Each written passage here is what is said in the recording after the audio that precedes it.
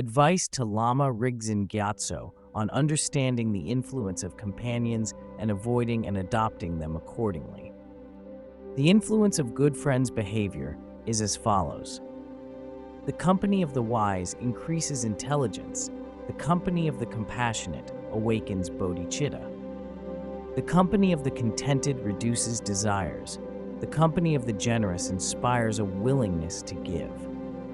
The company of the calm and collected improves one's own temperament. The company of the disenchanted inspires disillusionment, and the company of the renunciant inspires a wish to be free. The company of those concerned with future lives is a reminder of virtue. The company of the good inspires the wish for liberation.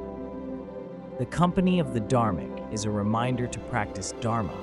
The company of those with limited desires inspires contentment. The company of the diligent greatly strengthens one's valor. The company of the honorable inspires virtuous qualities. The company of freedom seekers encourages the pursuit of lasting happiness. The company of the virtuous inspires a wholesome attitude. The company of those with pure perception engenders devotion. The company of the prudent leads to the fulfillment of long-term aspirations. Such is the behavior of positive friends. Keep, therefore, to virtuous companions. The influence of bad friends' behavior is as follows. The company of the foolish obscures wisdom. The company of the aggressive spoils one's own character.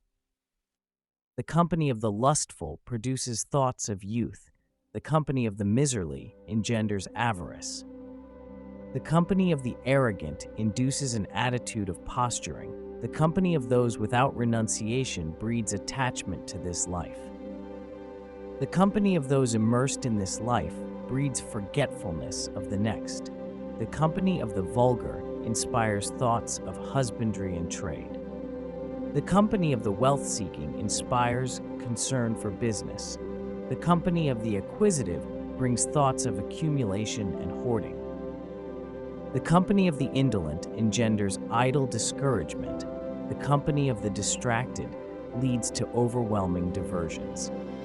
The company of the fanciful diverts attention toward this life.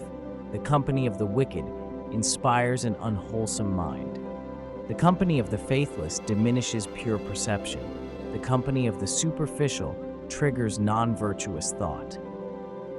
Such is the behavior of negative associates. Avoid, for these reasons, unwholesome company.